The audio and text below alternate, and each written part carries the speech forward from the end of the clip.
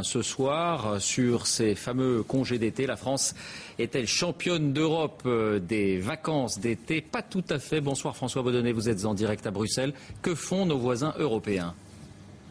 Eh bien, d'un pays à l'autre, c'est vraiment le grand écart, David. Par exemple, cet été, un petit Italien va, comme chaque année d'ailleurs, avoir des vacances 2 fois plus longues qu'un petit Danois. Et chez certains de nos voisins européens, les enfants ont même jusqu'à 3 mois de vacances. C'est le cas en Italie, donc, mais aussi en Grèce. À Athènes, les élèves du primaire ont quitté les bancs de l'école il y a 15 jours déjà, et ils n'y retourneront que mi-septembre. Alors, à l'opposé, les Anglais, les Néerlandais ou les Allemands n'ont qu'1 mois et demi pour décompresser. Du coup, dans certaines régions d'Allemagne, la rentrée scolaire, ce sera début août. Donc la France n'est pas la championne d'Europe des congés, même si elle en a beaucoup, c'est vrai, mais elle est la championne du nombre d'heures de cours par an.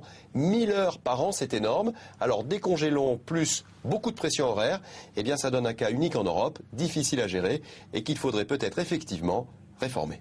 François Baudonnet à Bruxelles. Merci François pour ces indications. Alors, comment s'organise la vie scolaire de nos petits voisins européens? Je me tourne vers Kira Potonen. Bonsoir. Bonsoir. Vous êtes finlandaise, journaliste et écrivain. Vous vivez à Paris. Vu de Finlande, qu'est-ce qu'on pense du rythme scolaire des Français? En fait, le système scolaire finlandais arrive souvent en tête du programme PISA, qui mesure les connaissances des élèves dans les pays de l'OCDE. Mais c'est vrai que ce qui est surprenant, c'est que les élèves finlandais passent moins de temps à l'école que les élèves français.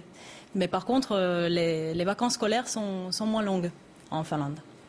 Mais enfin, oui. Et ils sont quand même en haut du classement. Les journées se passent comment? C'est le modèle un peu scandinave avec des études le matin, du sport l'après-midi? C'est surtout le matin. On travaille par exemple de 9h à 14h. Donc l'après-midi est souvent libre pour le sport ou d'autres hobbies en fait. Et quand vous vivez en France, quand vous voyez le rythme des petits Français, vous vous dites au secours, c'est incroyable, ou pourquoi pas finalement, ça marche? Je dis un petit peu au secours, oui. Parce qu'en fait, le but de l'enseignement, je pense que c'est de donner aux élèves le goût du savoir, d'apprendre à apprendre en fait. De pas tellement apprendre par cœur des choses, c'est plutôt d'apprendre à apprendre pour la vie, quoi. Merci beaucoup de nous avoir apporté votre regard.